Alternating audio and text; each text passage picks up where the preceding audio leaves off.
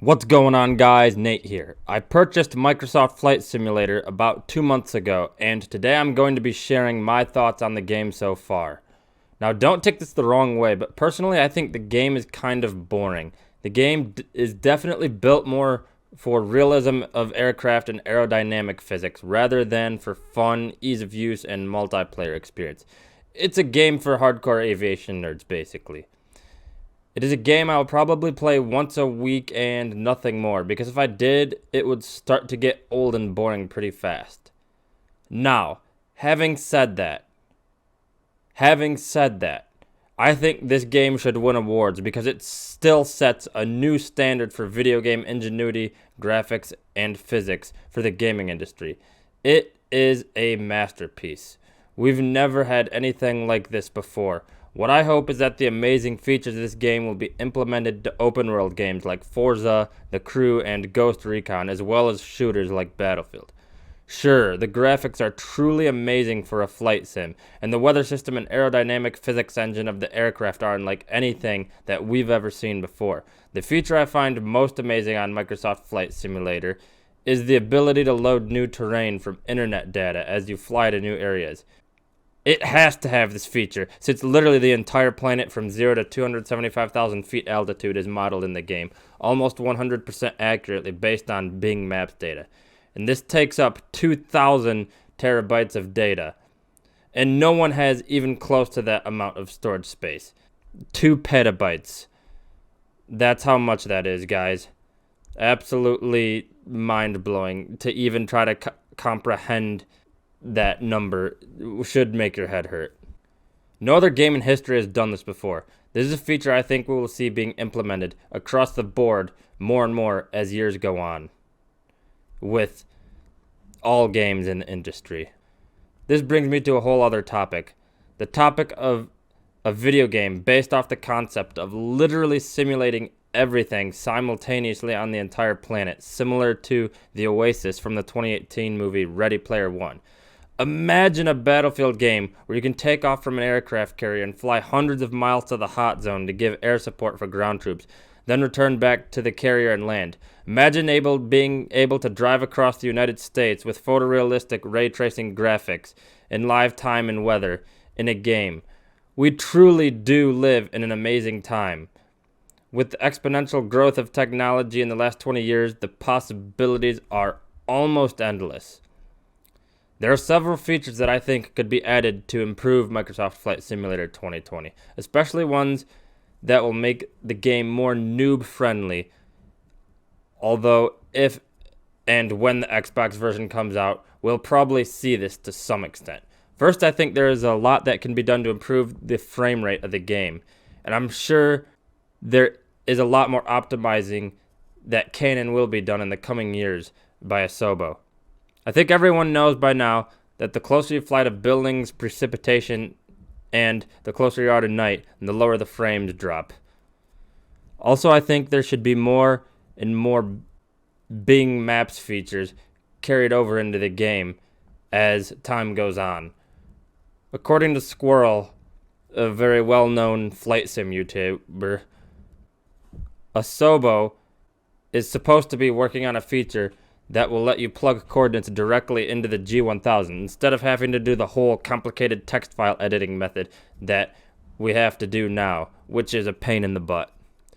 Even beyond this, I think they need to add a similar navigation and waypoint system to what they have in The Crew, Ghost Recon, or Grand Theft Auto when you're flying planes. These games also have fast travel, and that is a feature I'd love to see in Microsoft Flight Sim 2020.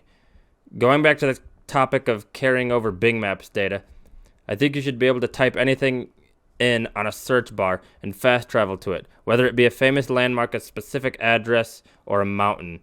Also, there should be an option to turn on a text box that changes as you fly over different cities, lakes, roads, national forests and parks, rivers, counties, states, and countries, letting you know where you are, and text box icons that hover over certain landmarks, similar to what is in games such as in Grand Theft Auto, Ghost Recon, and The Crew. An even better example of this would be the objective markers in Battlefield. As far as how to make the game more fun, I think it has to come through expanding the multiplayer experience, thus creating a vibrant, immersive, and massive community as a result. The challenges system currently in the game doesn't cut it for me. Maybe something along the lines of being able to organize and create air races is one idea among many others that would be an improvement. And so while, yes, there is a negative tail on one side from it, I think that this connecting everyone is largely a good thing on net. There are downsides. Maybe there should be things we should be doing to mitigate the downsides. But I think this connection of humanity is on net a positive thing. I tend to agree with you that it is a positive thing. I think philosophically, I think the way we understand each other, the way we communicate, it's very radically different than our grandparents.